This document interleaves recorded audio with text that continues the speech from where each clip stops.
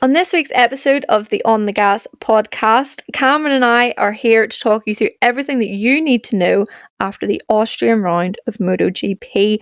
We talk about all the rider movements that have been confirmed over the weekend. We dive into Moto3 where David Alonso was just doing David Alonso things and has taken 7 wins this season. Then we talk about how Celestino Vietti is just the GOAT around the Red Bull ring. And of course, we finish off with the main event of MotoGP. Pecco Bagnaia back on top with 37 points. And were we robbed of a great battle involving Marc Marquez because of ride height devices? You'll just have to listen to find out everything. Absolutely. And then we also talk about Joe Roberts not getting the Trackhouse ride. I start chatting about how Marc Marquez's ride height device is kind of similar to Shawshank Redemption. Stay tuned and enjoy the episode.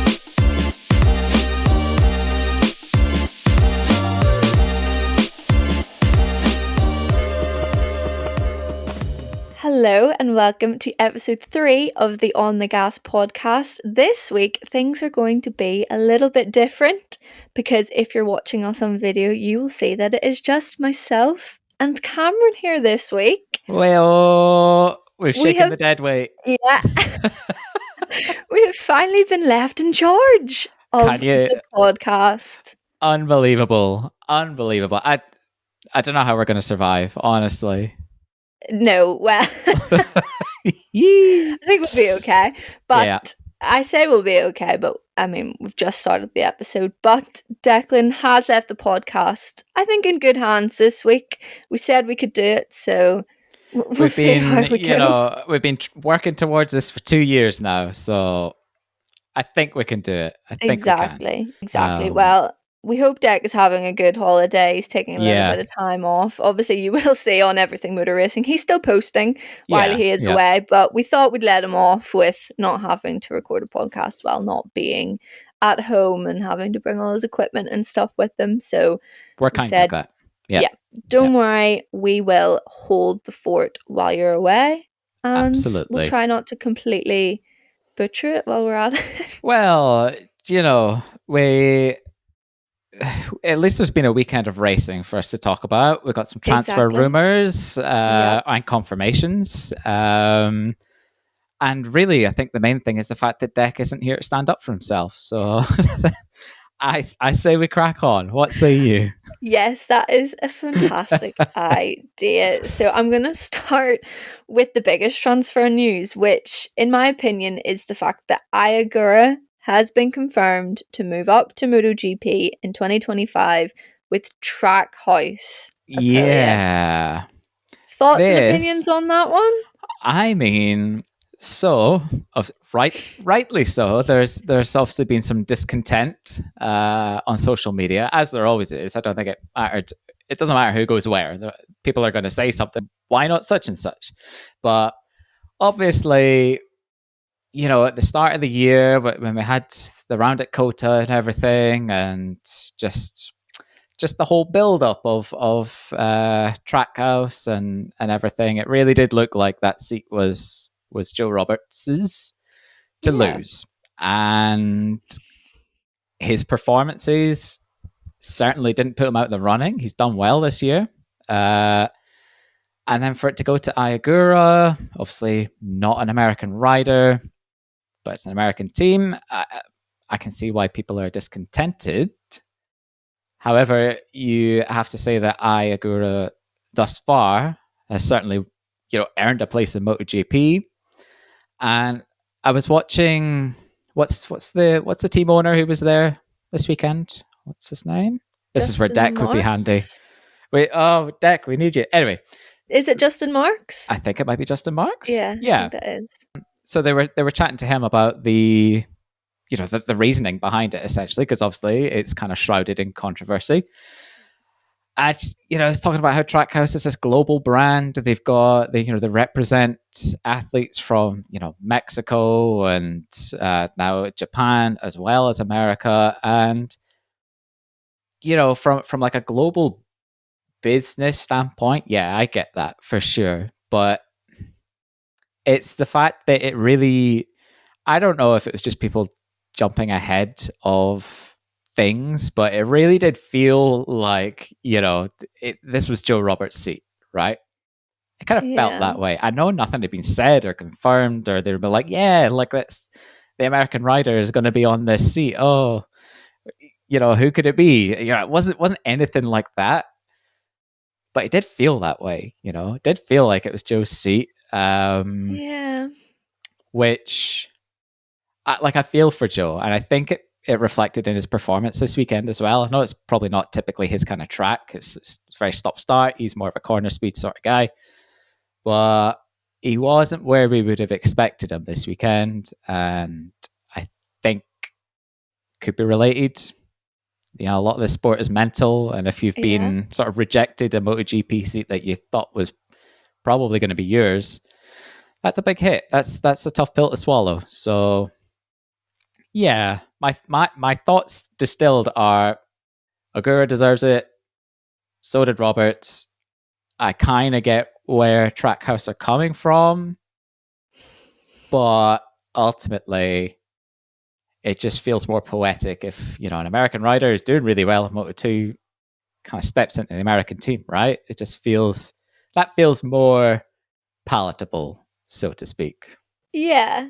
Yeah. I think you've described it quite well. Like, nothing against Ai Ogura because he's sitting second in the championship at the Mm, minute. He's finished second in the championship in the past by a very small margin as well, away from winning it. So we know he's a really talented rider. Obviously, he was injured this weekend and couldn't compete. So, championship wise, things have, tightened up a little bit. Thankfully for him, Sergio Garcia hasn't sort of ran away with it. But yeah, I think everyone just, I don't know if we'd got it into our heads that Joe Roberts was a shoe-in for the seat. Now, yeah, I've seen yeah, clips of sort of who are they going to pick.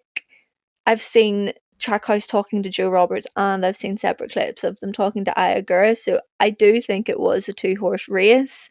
Why they've decided to go down the avenue of picking Ai Ogura, I'm still not 100% sure. I know you no, described that, yeah, okay, it's a global brand, but I do think that they play very big into the fact that they're American. Just look at their 75-year special livery at Silverstone a couple weeks ago, yeah, all and about American riders the bike and the itself, history. yeah, Yeah. yeah, like the standard livery before the change, Yeah. it was an American flag on wheels.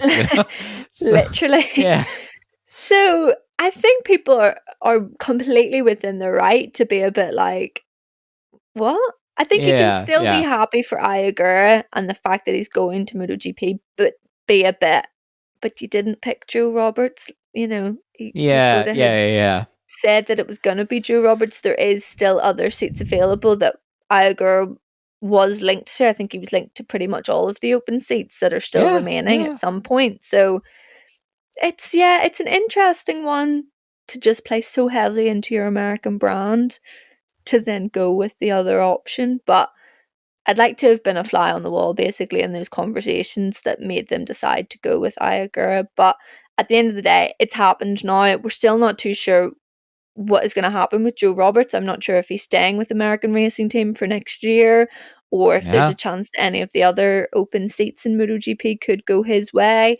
We're not too sure, but you know, things yeah, happen and things yeah, play out, and this is unfortunately what's happened. But for Ai Ogura, I'm really, really excited to see him on that bike next year. I think him and Raul Fernandez could make a really good team, and Aprilia have really focused on, right, we need a shake up. We've got to this yeah, stage now. yeah, We've got to the point where we're at, but we need something different now.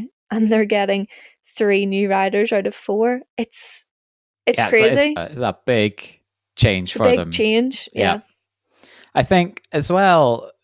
Talking about Trackhouse being a global brand and everything, it is kind of nice or interesting, at least, that they've made sure that still a sort of underrepresented nation in the Premier class is getting an opportunity. There's plenty of Spaniards and Italians that rightfully could have also taken the seat, but they did make sure that there is still that element of underrepresentation being moved up because Ai Ogura is the first Asia Talent Cup rider to graduate. Am I right in saying? Yeah. Great. That's a positive. Sure, we could be sour about the fact that it didn't line up as this all-American dream sort of thing, but it is still nice that there is that sort of coming to fruition of this lifelong plan and ambition of, like we're saying, underrepresented nation in the premier class, just in bike racing in general. I know it's huge in Japan, but these World Series don't feature too much of the Eastern Hemisphere, so to speak. So that's nice, at least. I think there's some Yeah. solace there. Yeah, I still think it's a fantastic choice, and Yeah. it's going to be good in 2025 to see now what they can do and how Ai Ogura is going to be on a 2025 bike. To Yeah. see more rookies stepping up into MotoGP can only be a good thing. So can't Listen, complain. it could be one of these, Quartararo rookie years. You never know. Yeah. It might just click. It might just work. They've done okay in Moto2.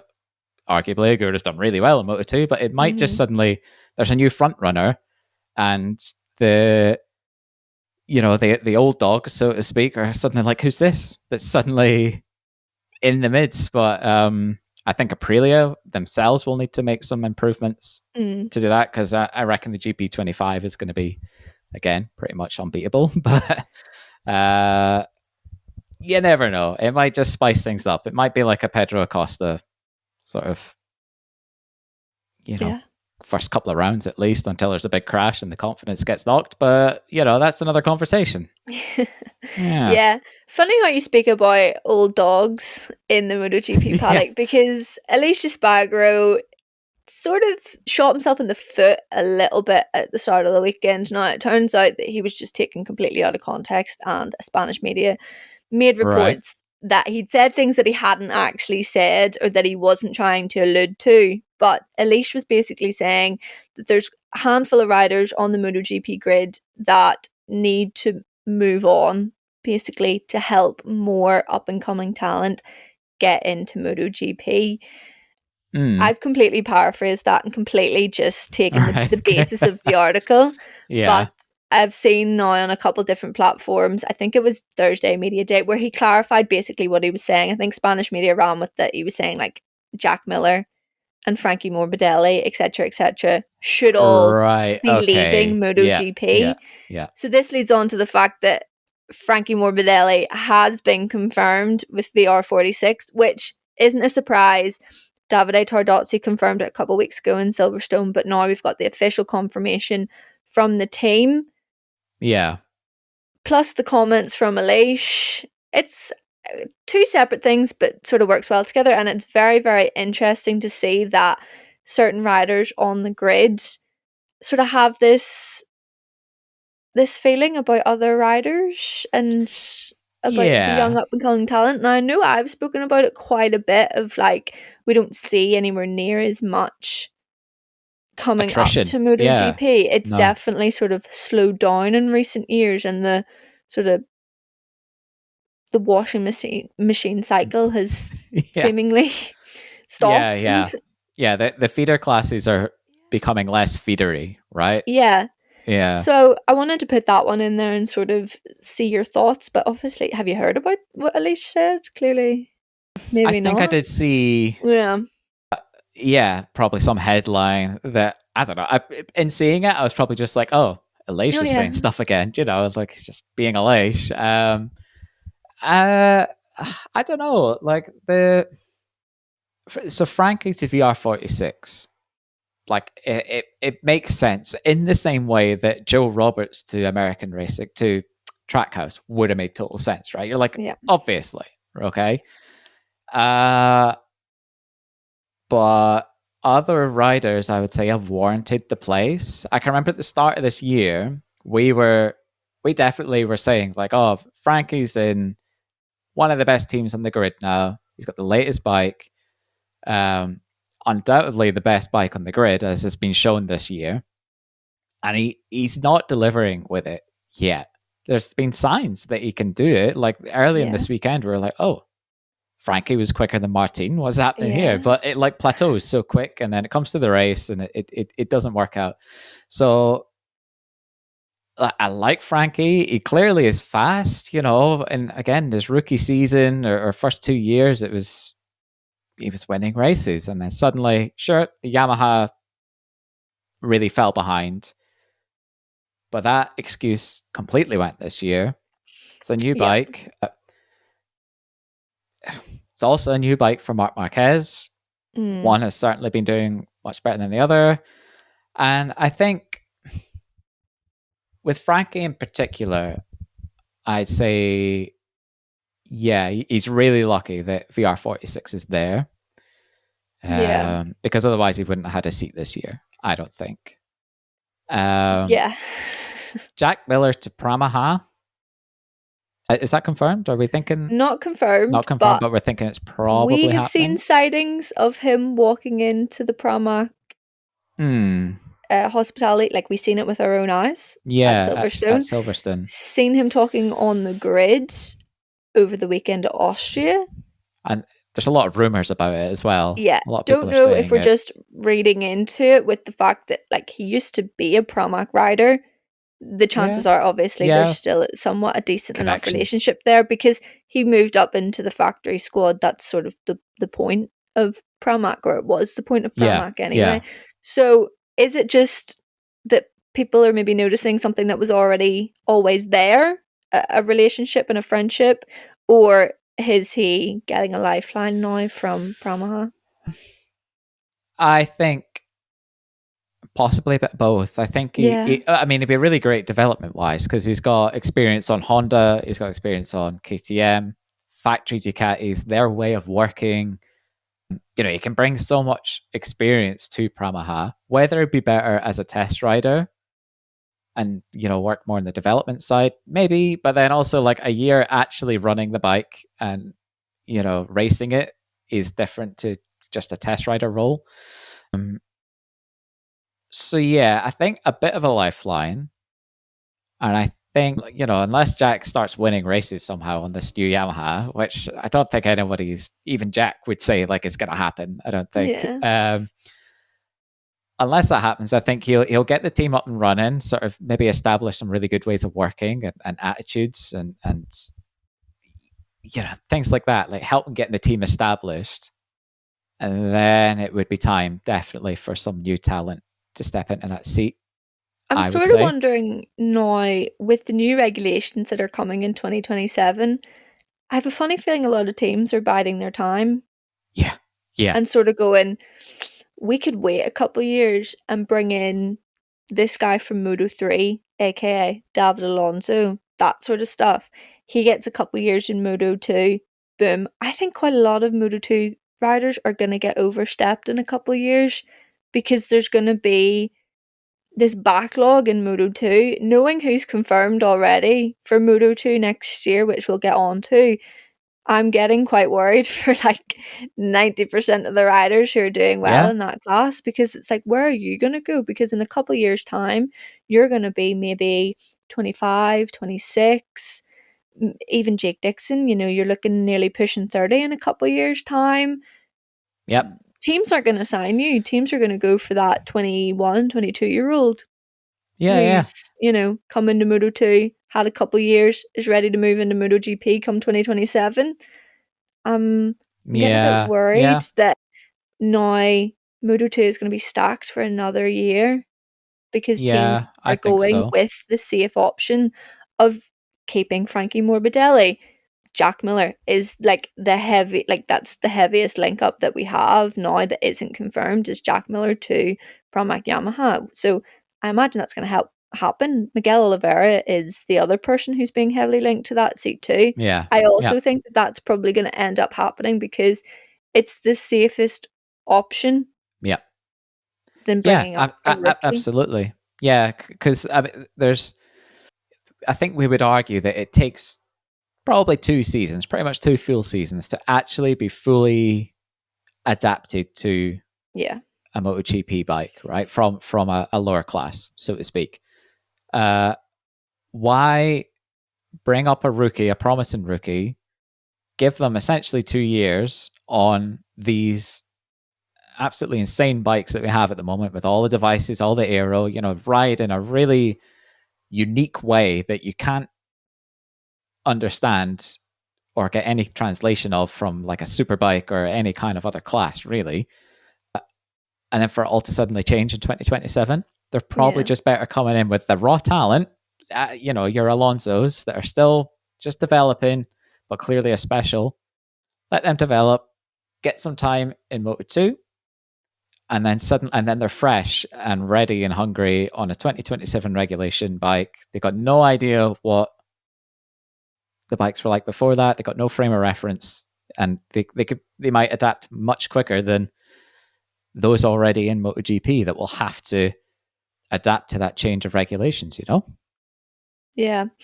It's a lot of food for thought, I think. It's really Yeah, sort of played on my mind with the amount of announcements that have been made this weekend and sort of going, a lot of this is all making sense, but a lot of this is very like warning signs for quite a lot of Moto 2 yeah, yeah. riders. So over the weekend, we had Aaron Canet confirmed to stay with Fantic. Cool. Makes a lot of sense. He seems to be doing all right Yeah, he's there. I doing mean, well. he just missed out on the podium this weekend with a little incident with Jake Dixon. We Yep. thought Jake was going to get demoted because he touched the green on the last lap. Then Oh turns out yeah. Canet also touched the green on the Oh, is that last what lap. happened? I stopped. This, Yeah. yeah. Okay. Right. Last corner of the last lap, Canet touched the green. Jake touched the green, I think, on one of the first Yeah, it's like turn corners. 1, I think, because he went Yeah. he went up the inside. Yeah, I Yeah. didn't know that. So they Gosh. deemed Okay. that cancelled each other out, basically. So Well, I mean, I get that. Yeah, it's yeah, like but he's been two having an all lefts. right. Yeah, don't make a right. Yeah. But he's been having an all right sort of time of it. He Yeah. was second in Silverstone, fourth here in Austria. He's Doing all getting right. pole positions. Exactly. It's clearly working. It's not falling apart like we're seeing with other riders. So Exactly. yeah, So Canet staying makes a lot of sense. cool. We've got Sergio Garcia staying with MT helmets, but we've got Ivan Ortola moving up to the squad, replacing Ai Ogura. Makes massive Makes sense. sense. Yeah, Sergio Garcia leading the championship at the minute. Then you've got Ivan Ortola, who's taken a couple wins now this year, or a yeah, win this year, a couple wins before in Moto 3. yeah. He's really, really solid. He had a bit of a, I don't know, I Cagey was going to say a start. shitter, but it was weekend. He started from pole, then had an issue on the bike, had to start from Yeah, pit yeah, yeah. lane. He did well But though, like climbing. He could have had the win. It's just one of yeah, those like, yeah, bit of bad luck, unfortunately. But it's a classic graduation with Ortola, no, right? yeah, makes the most sense. I Yeah, mean, championship wise, I'm not exactly sure where he sits, but I think he is doing well. Is the main point, and yeah. the more he's up there, the He's more he's gaining going to do momentum as well. well. Yeah, He's proven himself. yeah, 100%. Then we've got Colin Byer stepping up to the IO squad in Moto 2 alongside Dennis Onshu. Now, the photos were of just Colin Byer and the IO squad, so the whole Dennis Onshu thing, not 100% sure. It was mentioned in like the caption of the post. I'm Right. 99% sure somewhere I seen Dennis Onshu being like, "Oh, didn't realize that was happening, but like, cool, happy to stay Oh, with the team." okay. But I couldn't find it anywhere, so I actually don't Okay. know if that's true. But if you read the Yeah. caption of the Colin Vire announcement, it says that he'll line up against or alongside Dennis Onshu for 2025. So again, I Okay. think that makes a lot of sense. Yeah. Yeah. He's doing well. He was injured. They're not rushing him back, and he did all right this weekend as well. He Yeah, was in the top 10 for a while, I think. most I'm of it. Yeah, right in yeah, saying, yeah, great, solid as a rookie. He's still a rookie, yeah. right? Yeah. Yeah. He's definitely still a Onshu, rookie. yeah, yeah. Yeah. Yeah.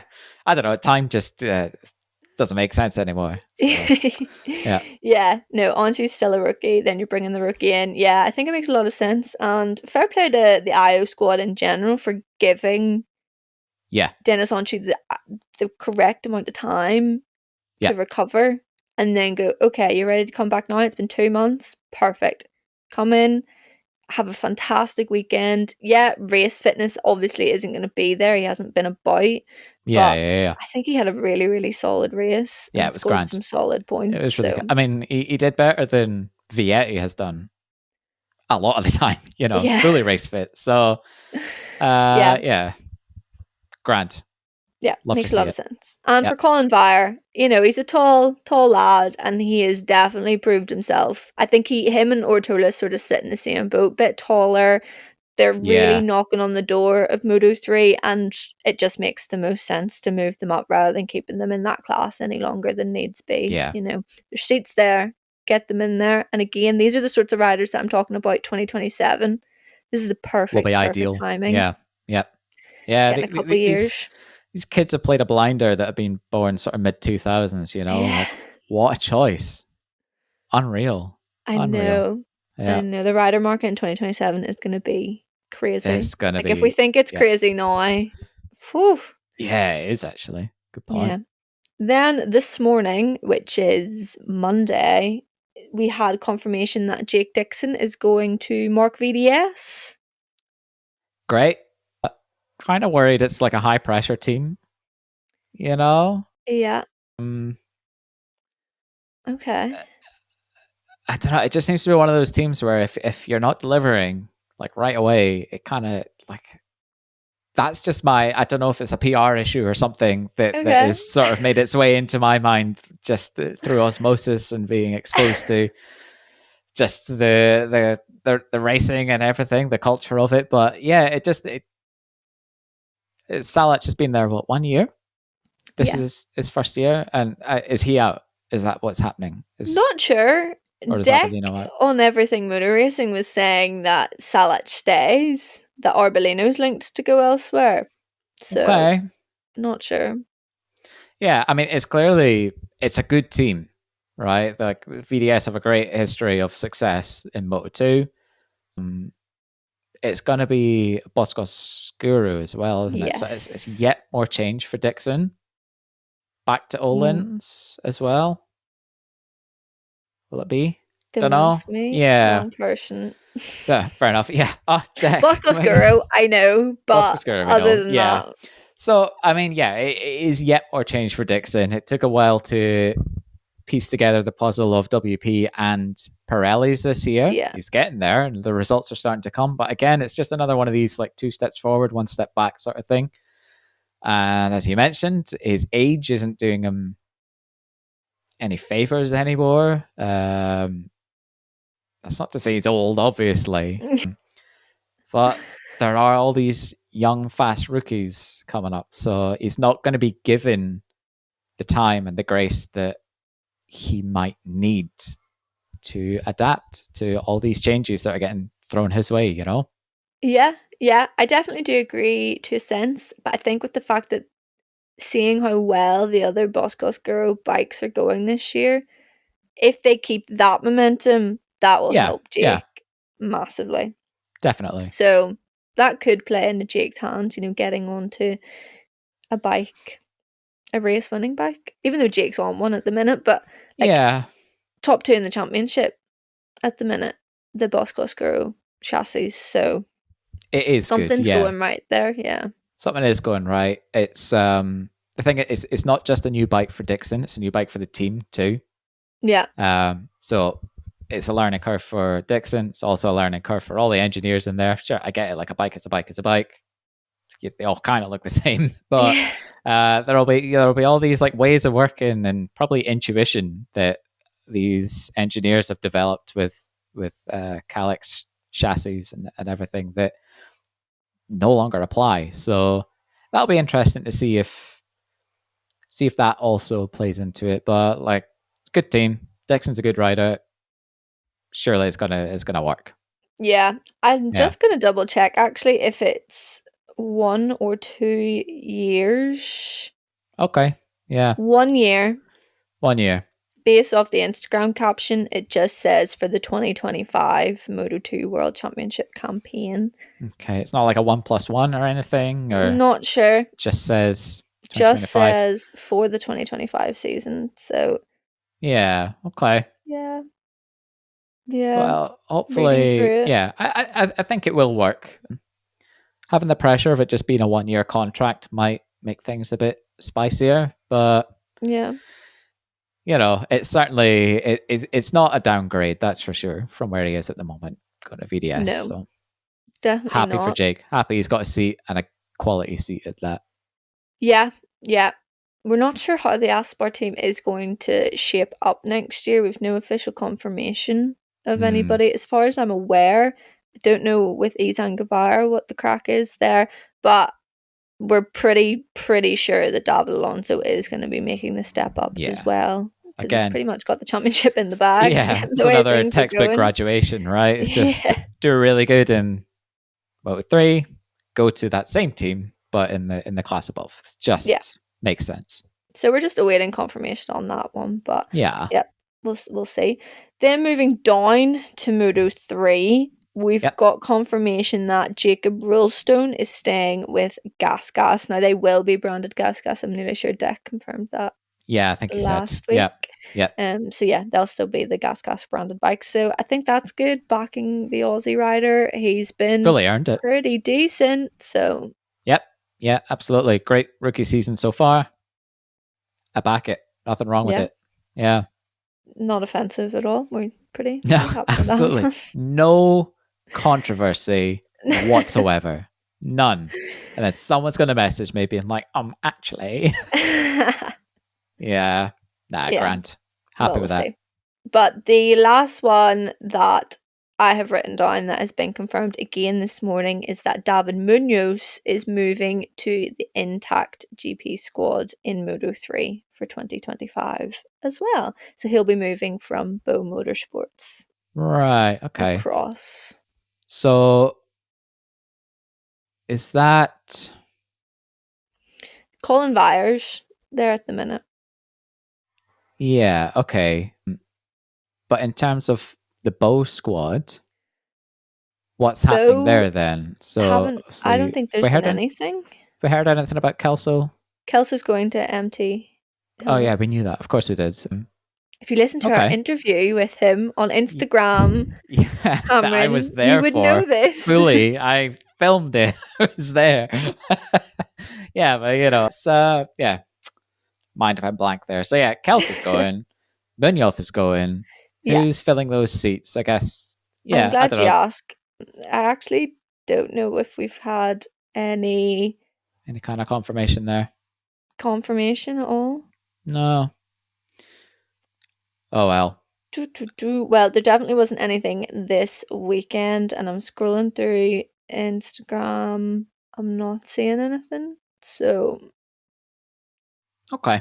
Okay. No, that's fair. I just too sure. I wondered if there was plans for those seats, but yeah, like happy for Munoz and Kelso there getting some chances in teams that are at the sharper end of the grid, so to speak. Although Kelso did really well this weekend, I think.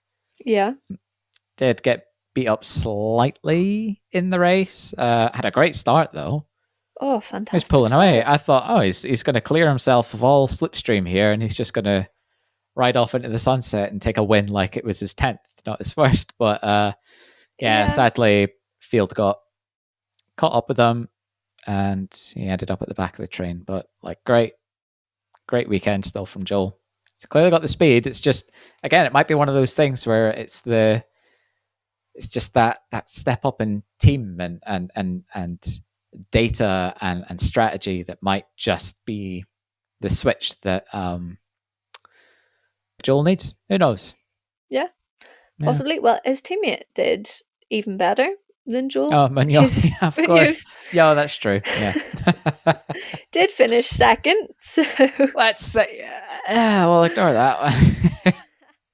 I knew that, of course. I obviously. remembered. Yeah.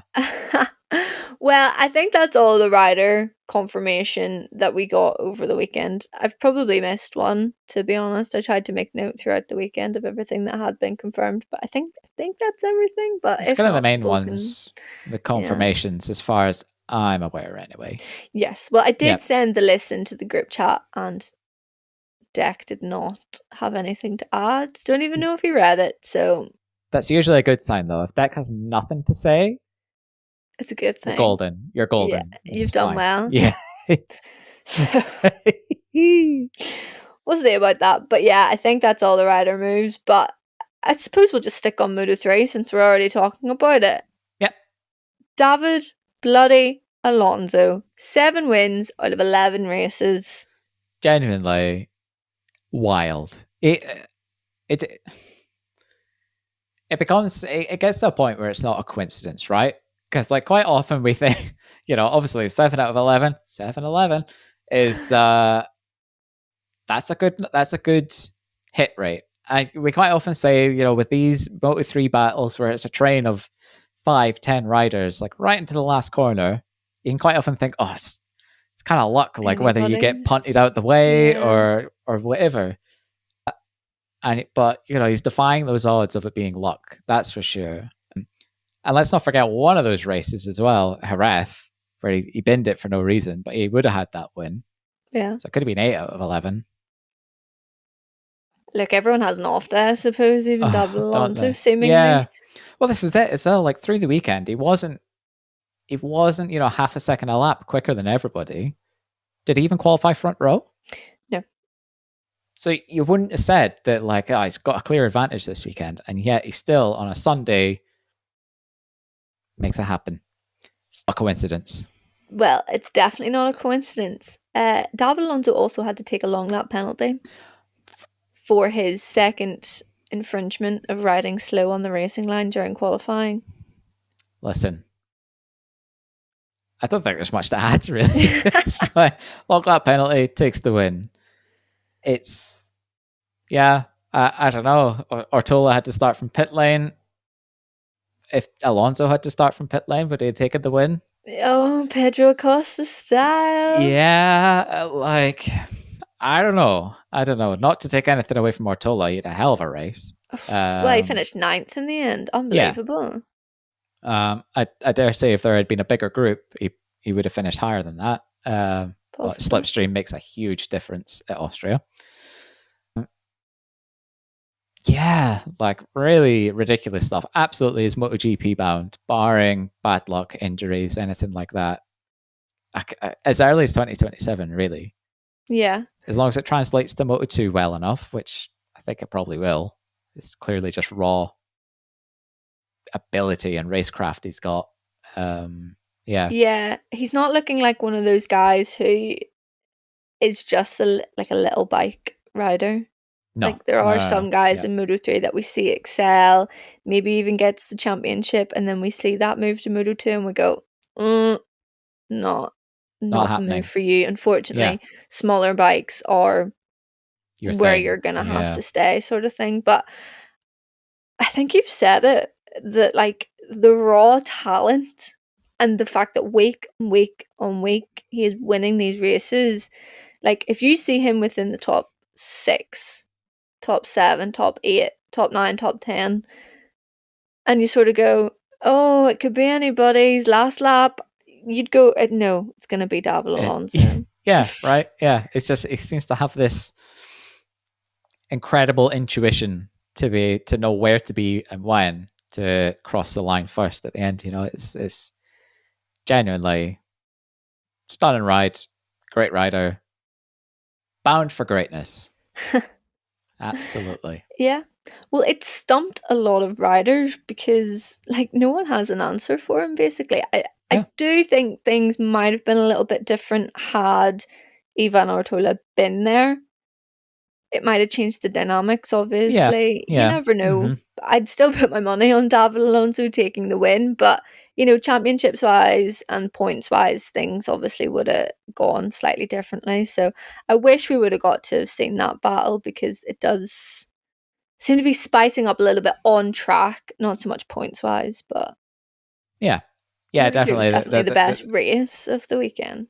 We're getting more consistency from the other riders, whereas Alonso's been consistent from the start, which is just why he's got this gap. But it is now getting a bit more interesting. It's a shame that Ortola's race was kind of run before it started, but I still don't think they would have really had an answer for him this weekend. Nope. No. Well, David Munoz crossed the line 0.005 seconds ahead of Danny Holgado. What? Mental. That's a couple inches. It's crazy. Yeah, have you not seen Absolutely. the photo? It's mad. Yeah, ridiculous. I mean, on bikes that are slower than the other classes, so to speak. Like it really is such a short distance that these bikes cover in 0.005 of a second. Crazy, great racing, like proper. It's what we wanted from Moto3 at Austria, I think. Definitely. Yeah, I would say so. But, in terms of Danny Holgado, back on the podium again after quite a long time. Yeah, Same thing has happened again this year of he's in the championship fight at the start, was leading the championship for yeah, quite a wee while actually at the start of the season. And then it seemingly all went just wrong, sort of midway through the first part of the season.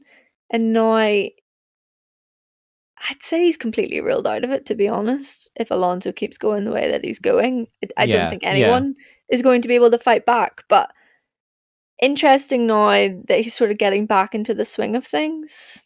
No confirmation where he's going next year, but I'm a mm, bit, don't really know how I yeah, feel now about Danny Holgado. I would have really put him up. Well, I have put him up for the win of the championship for the last couple of years. And I thought this year was going to be his year, but he's really been outshone. yeah. Absolutely. It's You would have thought that with the graduation of other riders, like Suzuki, for example, you thought, oh, like Holgado's got this now. But again, it starts strong, falls away in the middle, and then it kind of comes strong towards the end. We can't blame the team. It's a weird one. I don't really know what's going on there, but it's could be mental, could just be developments within the team. Who knows? We don't really know what happens behind the scenes, but yeah, did we expected this from Holgado more often, essentially? Yeah. Yeah. And the bad luck continued for Scott Ogden. Unfortunately, he did not set a time in Q1, meaning he had to start from the back of the grid. He had a crash during the session, didn't get the Oh, bike I back out missed again, that. had to start from the Jeez. back, only managed to scrape 20th, which, all things considered, not horrible, but Not where you'd want to not, be. It's, yeah, it's not what you can not do a great either. weekend. Yeah. That's a shame. Yeah, and Yeah. having conversations with him at Silverstone, which there will be an interview out. I'm not exactly sure if it's going to be next week, maybe the week after, but we do have an Yeah. interview with Scott Ogden coming. Knowing that he's wanting to stay in the Moto3 paddock, basically, it's just not a really good result for him, and it's a bit annoying. And I think with Eddie O'Shea coming in a couple weeks, well, just over a month now, I think he's going to really, really need to put in a good couple Yeah. of rounds Yeah. in Aragon and the two Misano rounds, or else Eddie O'Shea could possibly come in and really overshadow him. Yeah. It could be like Ramirez coming in into Yeah. American racing, just suddenly showing up and actually showing us what the bike can do, and we're like, oh, it's not the bike. Oh dear. Yeah, obviously happy that Eddie O'Shea's coming in, but I think you're Yeah. right. Like Ogden needs to start having some solid results. Silverstone was a great opportunity to get some momentum behind him, and it's stalling whenever he's wanting to or needing to start getting some results together, which is a real shame because we know he's Yeah. fast. Even last year he was getting some like good points or good results in. We're like, okay, this is it, and then suddenly, the next round he's outside of the points, and you're thinking, what is this? Like, why? Where's the consistency? Why? Yeah. What's going on? You know? I think it's a horrible mixture of bad luck and inconsistency, really. Yeah, Like, one week you'll be on it, like Silverstone, and then Piqueras high sides in front of him, collects him. There's nothing he could have done. That literally yeah. could have happened to absolutely anybody. It just so happened that Ogden was the person behind him. Then you've Uh, got this week in Austria, you know, same thing of what can you do? You have a crash in qualifying. I'm not sure if someone took him out or if it was his own crash.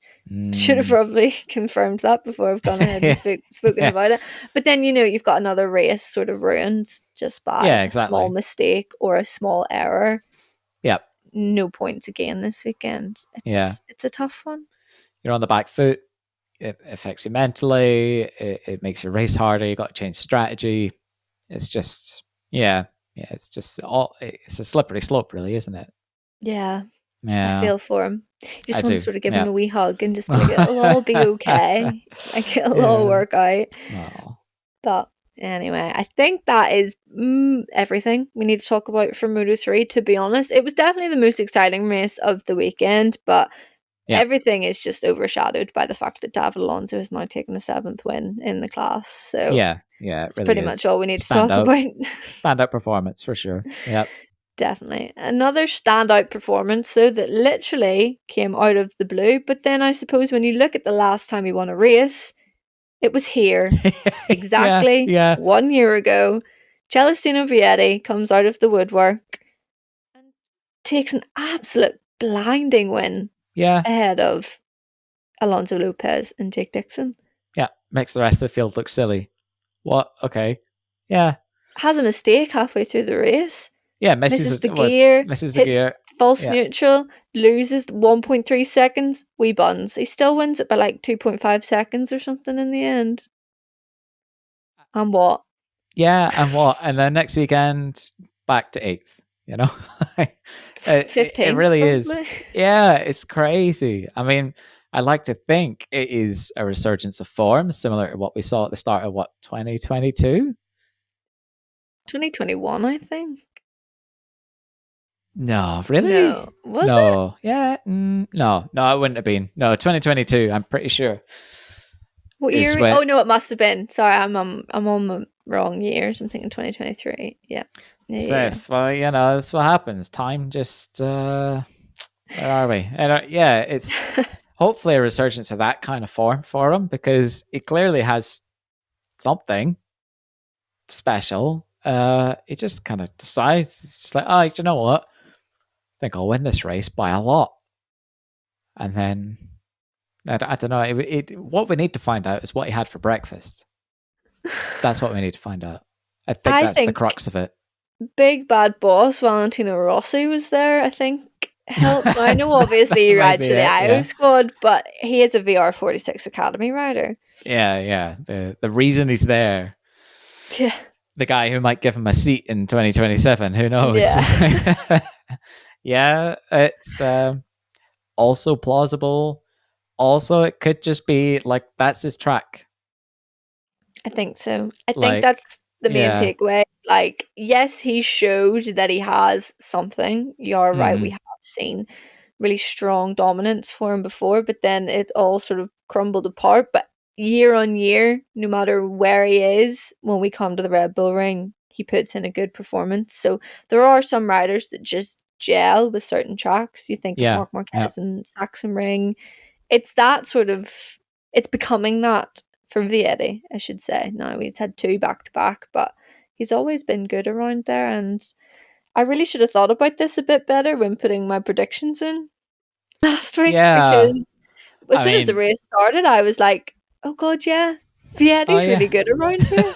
this is his thing. Well, don't get me started on the predictions. My weather app lied to me again.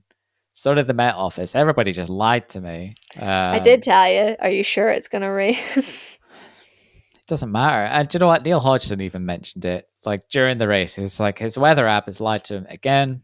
And I feel that because here I'm languishing in a pit of not rain when I thought it I was going to suppose it, rain. it did rain a lot, just not Just thought during. he said it was going to.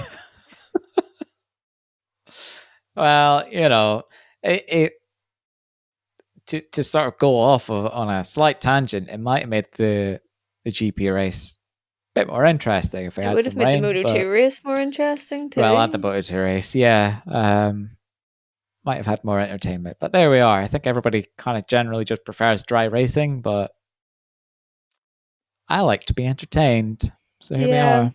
Someone said to me that the reason why the Red Bull Ring is so boring, or it was so boring this year, was that we got 2020, 2021, like some of the most exciting racing that we've ever seen. Like everyone refers back to 2021 Brad Binder winning on Oh slicks. yeah. Like you think Red Bull Ring, you think that.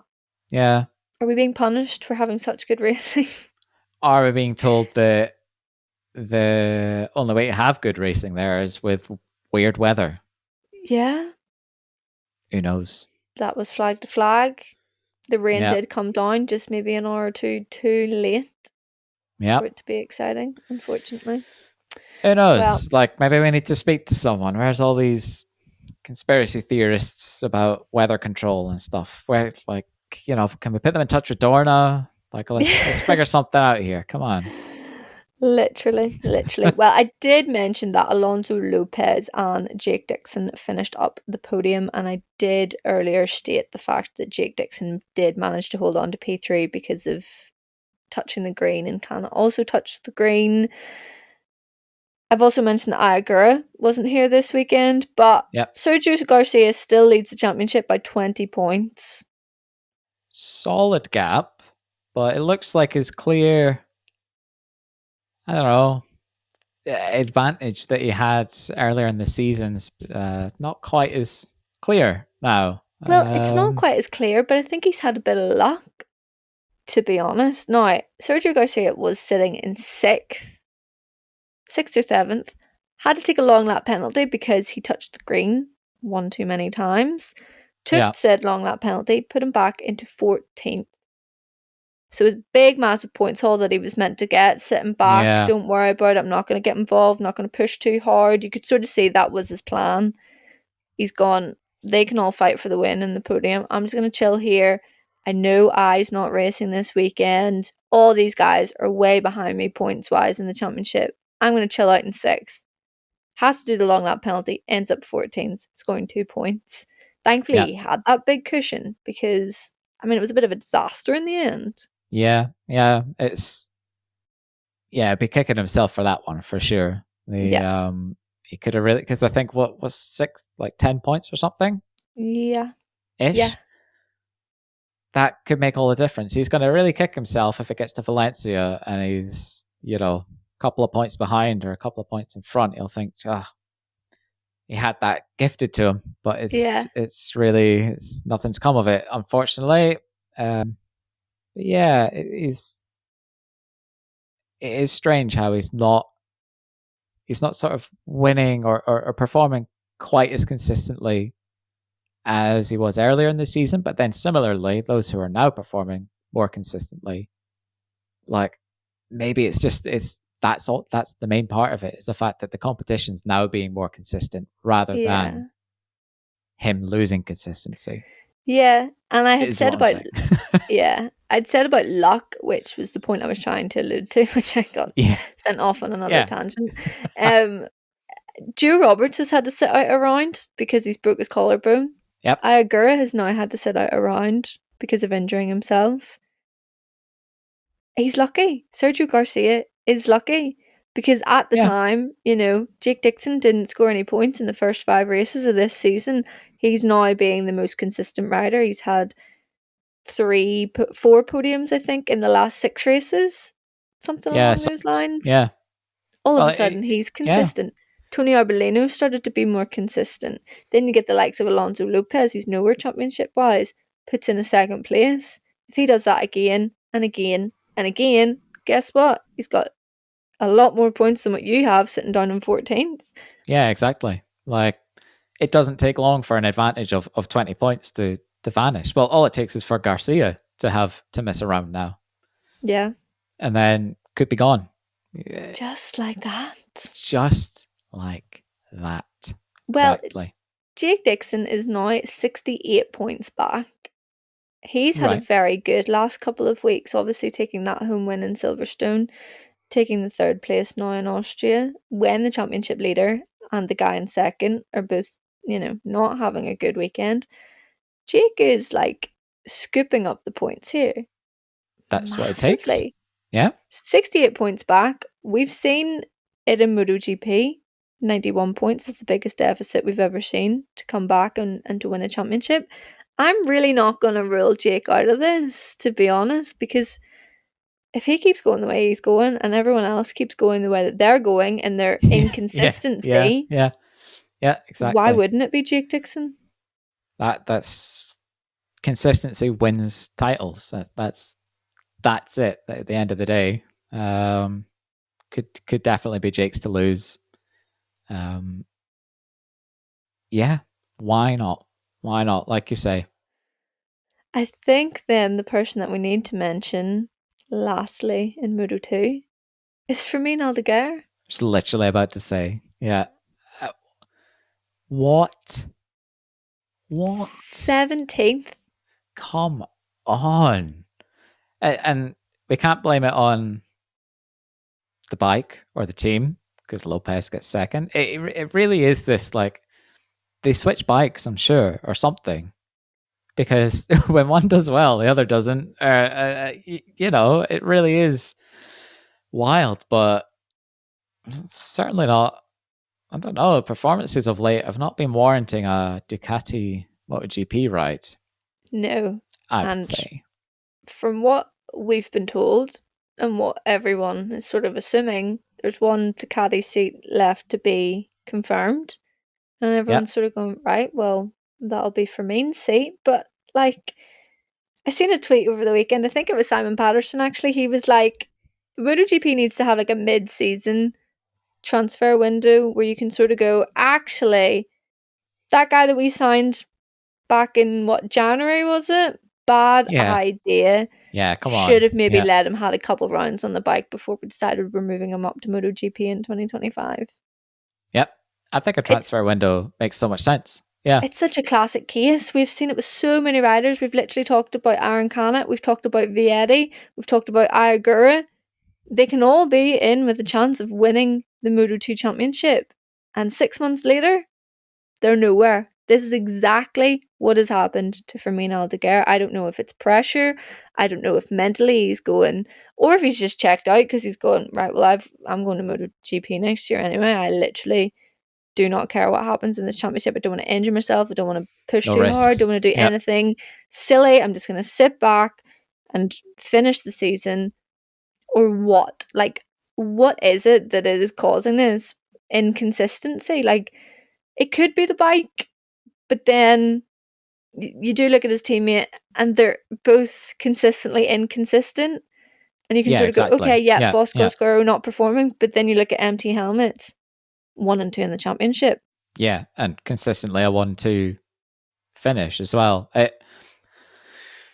I don't know. What? It really is wild. It's just like you say. I think it's got to be mental, right? It's got to be this case of it's wrapped up. He's not going to push too hard. Yeah, I don't know. It really is. It's crazy because we know he's special. Like his performances last year, the year before that in the Chev.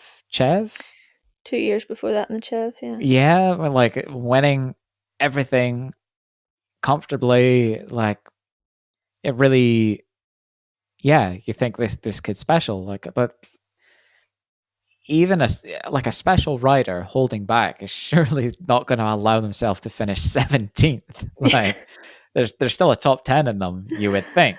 Yeah, you do what So Sergio Garcia did before his mistake. You sit yeah, in sixth place exactly. and you go, Yeah, okay, that's enough now.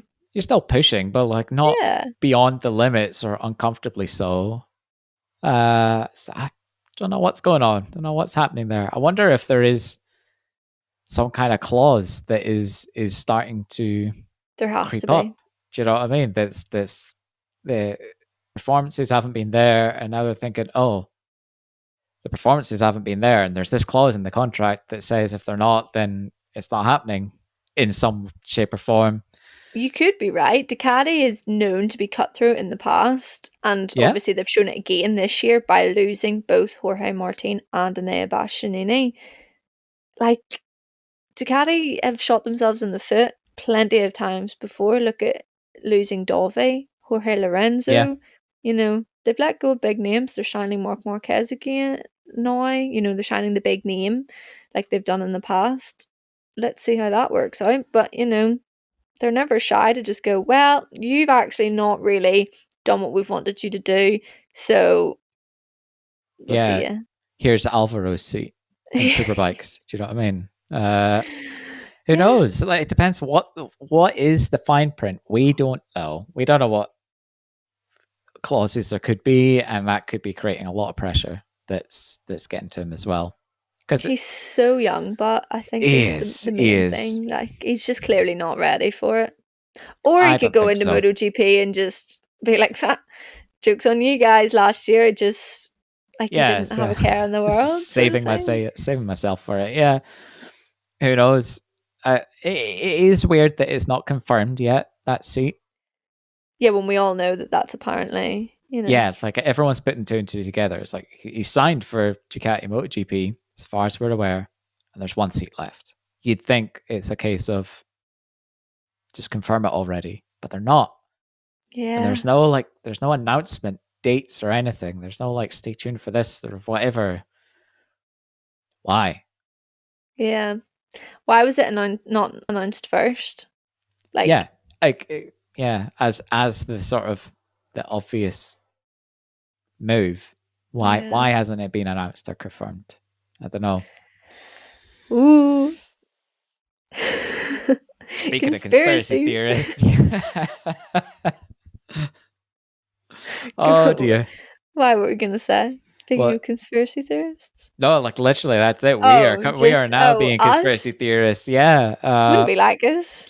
wouldn't be like us to talk absolute pish, but there we are. There we are indeed. Yeah, But yeah, for me, get back to us on that one. What's going yeah. on? Come on, tell us what's happening. Just give us a little DM.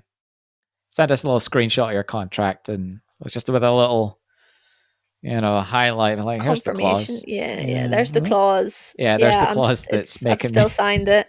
Yeah, Yeah, the contract hasn't gone into the paper shredder. Like, it's still here. yeah, You know. yeah. Or here's the words in the contract that are making me a bit wobbly right now. I don't know. Yeah. Who knows? Who knows? Golly. Okay, let's move on to MotoGP because here we are, a couple of weeks after Silverstone, after Nea Bastianini scored 37 points. We're going, yep, you're in it with a chance now of the title. Pecco Bagnaia goes, all right, hold my beer. Yeah, literally. 37 I'm points. going to make this the most boring weekend for the spectators possible. I mean, take nothing away from him. Hell of a performance. Made Martin look a bit daft in the sprint. I think Anea did well. He did really Anea, well. yeah, did damage limitation is what he said himself, and he's actually really happy with the Good. performance that he had this weekend, which I think Yeah. is fair. I Fair mean, enough. I don't want to. I don't want to brag, but like last week when I said that Aenea's trump card of saving tires and edge grip till the end of a race doesn't make as much of a difference at this track. I think He's I'll sitting chalk pretty that one smug up. now. Yeah, I'll Yeah. chalk that one up as a I was right for once. It was still because he was on a GP24. He still had a podium in him, but it wasn't a win for the reasons that I mentioned. I expect thought that it's really hard to talk about like these top three riders being like I expected more, but I expected more of a challenge from Martin, right? In the main race, yeah. In the main race for sure, and even in this, well, the sprint maybe he could have if he didn't make that mistake. We don't know. Yeah. But yeah, I did expect more of a challenge from Martin that didn't come to fruition. Pecco made them look silly. Martin's maybe got his tail between his legs a little bit, being like, I really could not handle Pecco like at all this weekend. I don't think he could have afforded to try any harder than No. what he did. Like, he made the move at the end of the first lap, or the end of the second lap, whenever it was. I mean, he led it obviously for a little stint, but he tried once, and that was it. Yeah, exactly.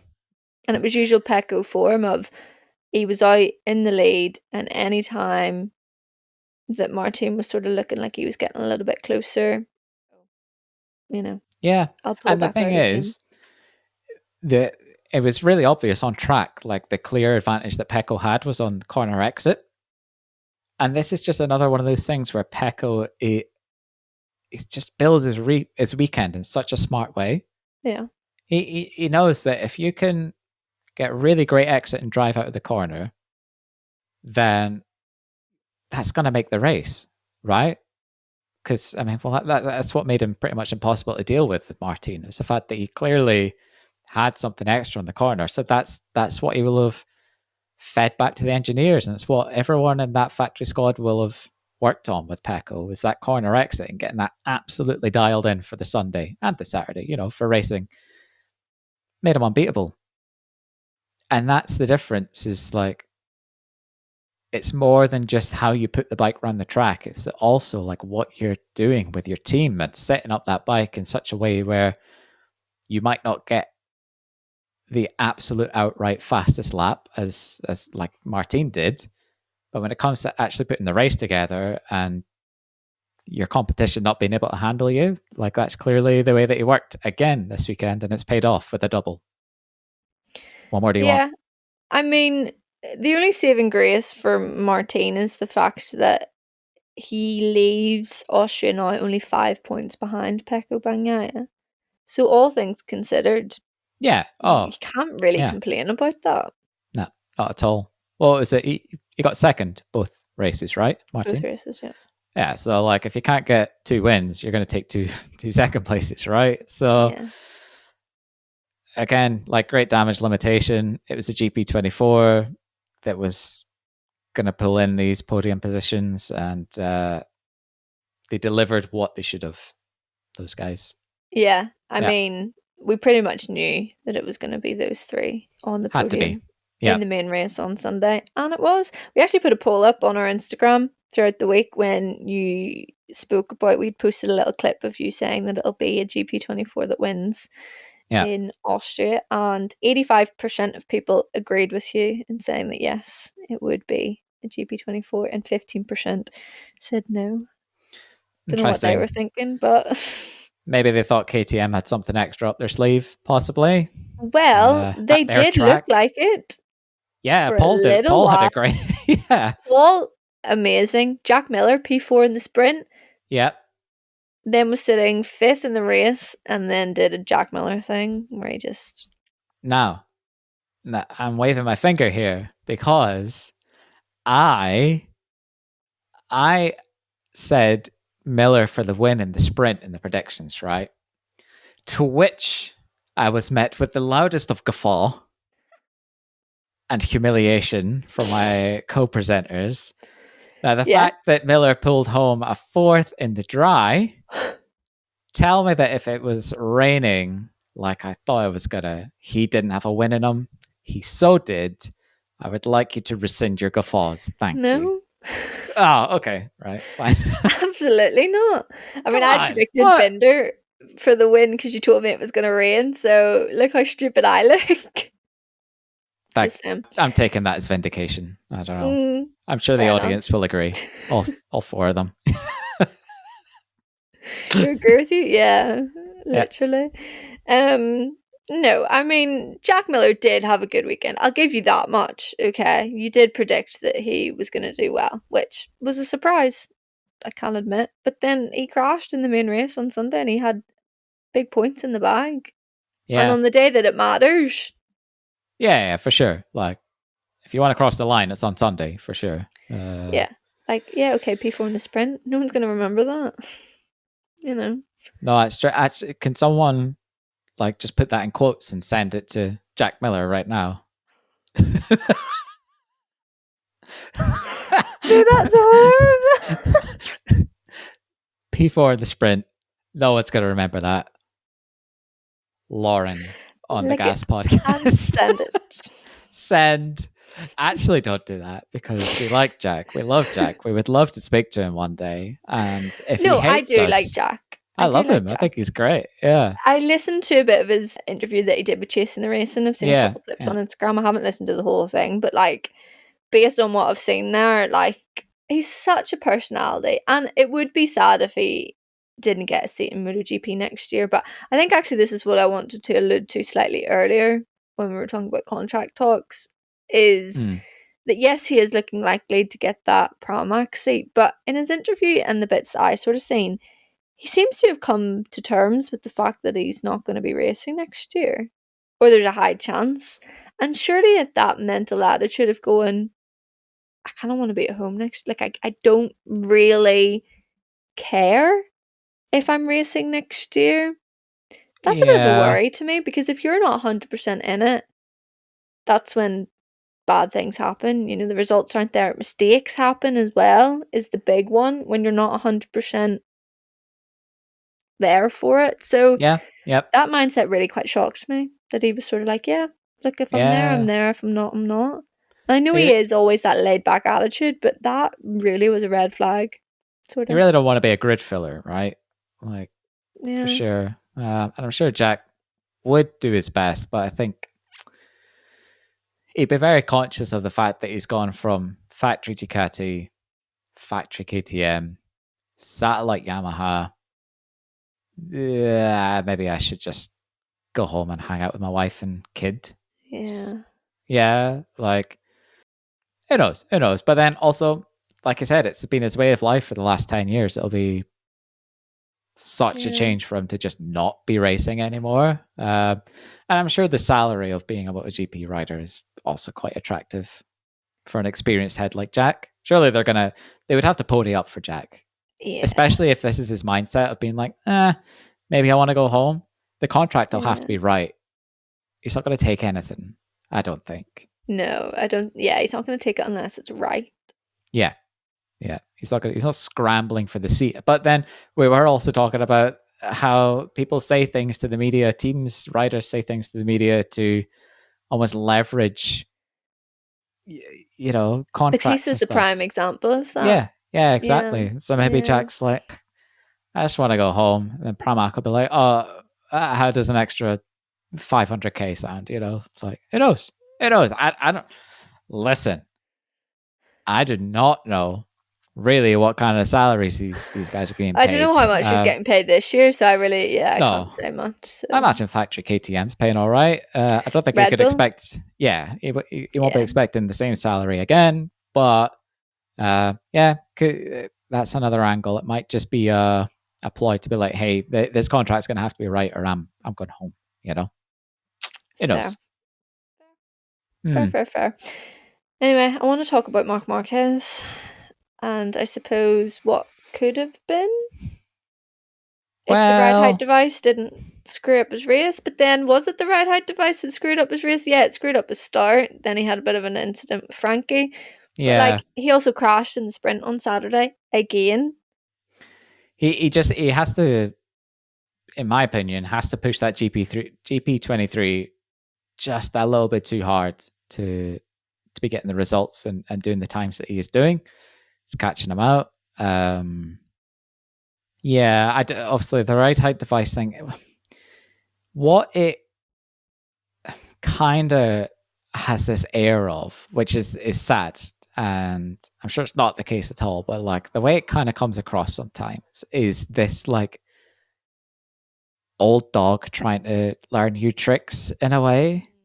You've got this like all-time, one of the all-time greats. You can't argue with the stats and everything, whether you want to call him like a goat or not or whatever. Like, he's clearly one of the most successful riders of all time, right? Yeah, um and he's been in the paddock for over a decade now, and just seeing these things like the technology catching him out and ruining his race and stuff, it does have this kind of like, oh, bless him, maybe he should just not, in a way. Like, I would like to say that he's clearly like one of the fastest and most talented riders on the grid, right? yeah. But that's just when things like that happen, you're like, oh, dude, like, come on. He did miss a lot of time.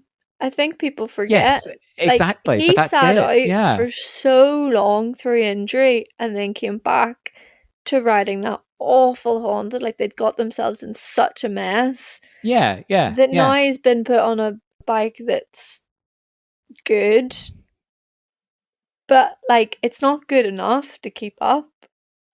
yeah, like I agree, and I think that's it. He missed a lot of time when all this technology moved on so It's far. advancing, yeah. It's advanced, and he's had to come in and like get put on, last year's winning bike, and there's a lot to catch up with.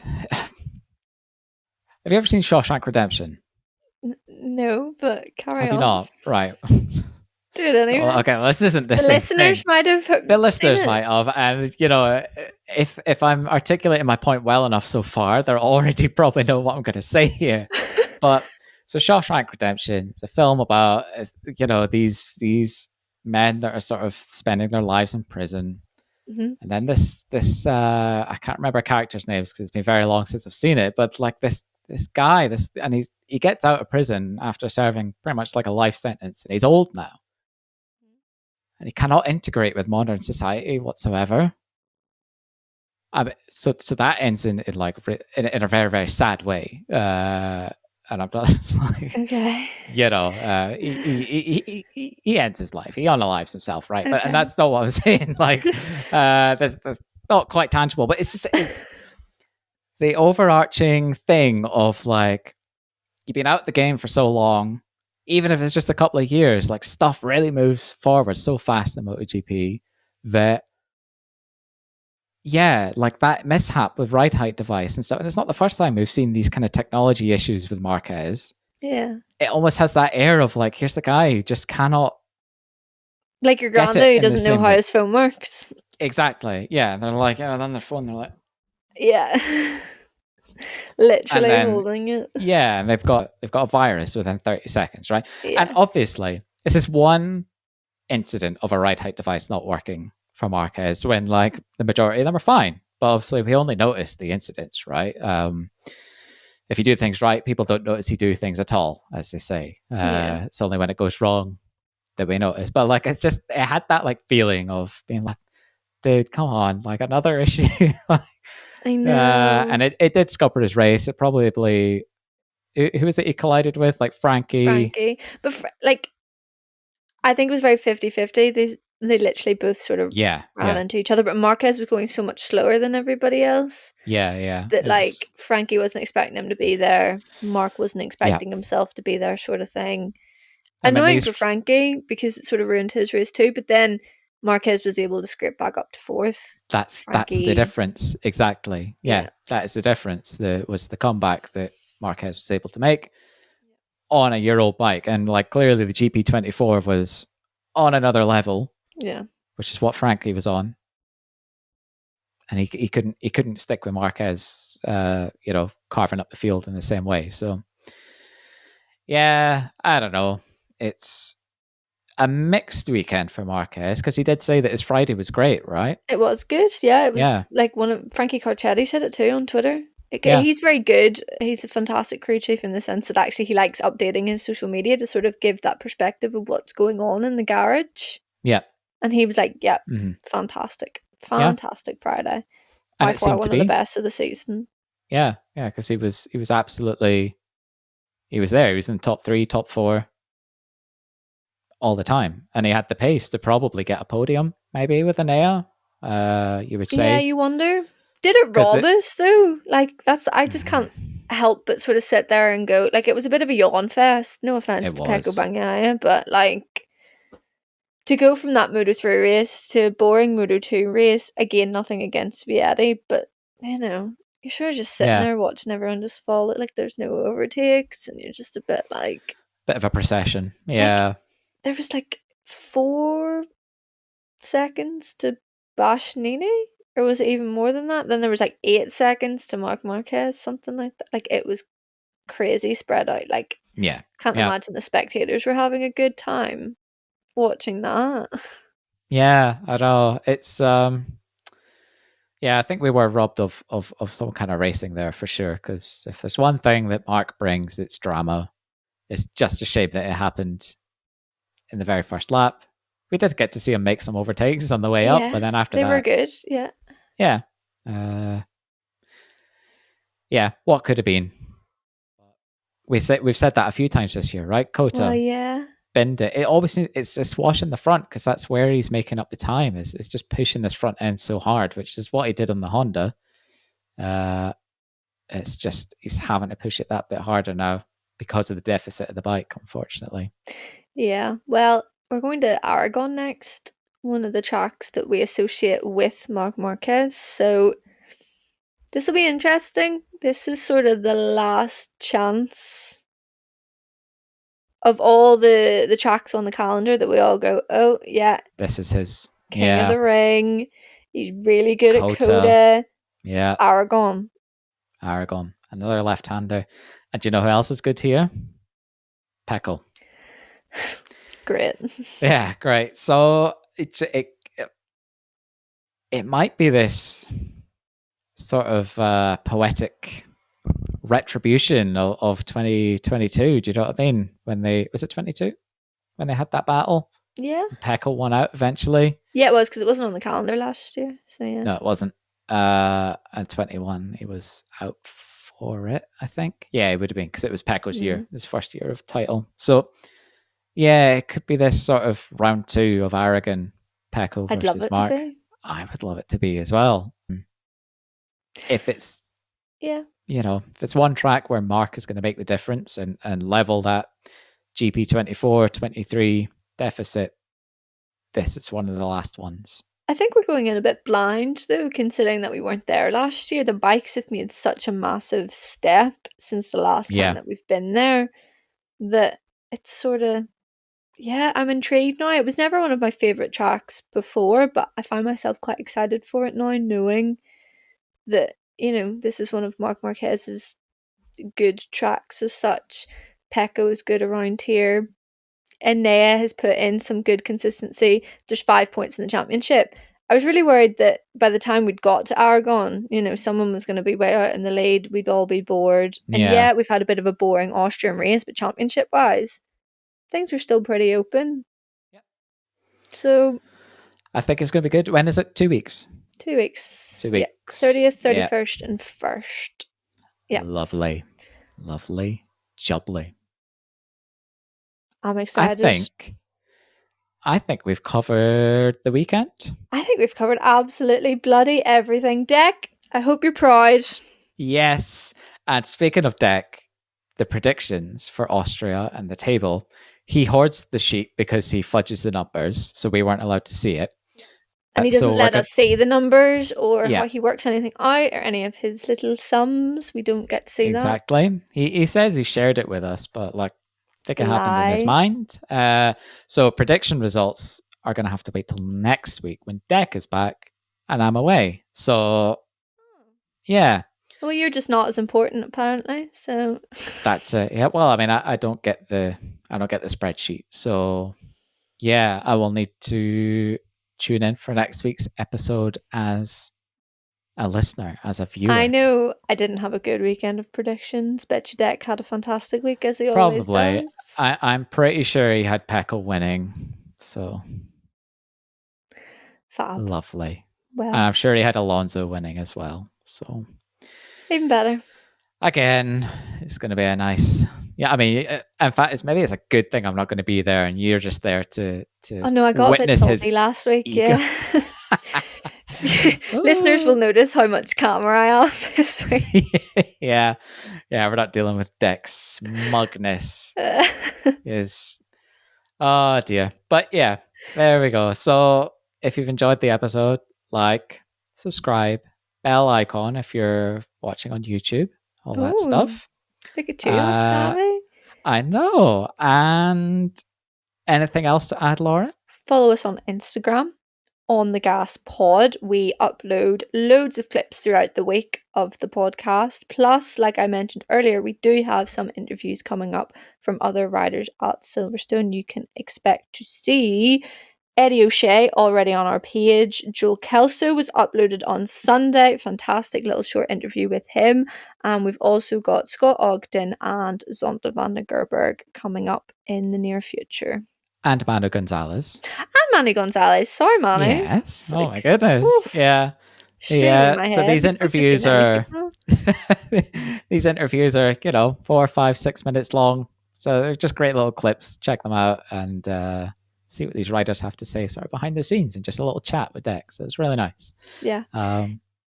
Thanks so much for listening/watching. We'll catch you next time. Thanks. Bye. Bye.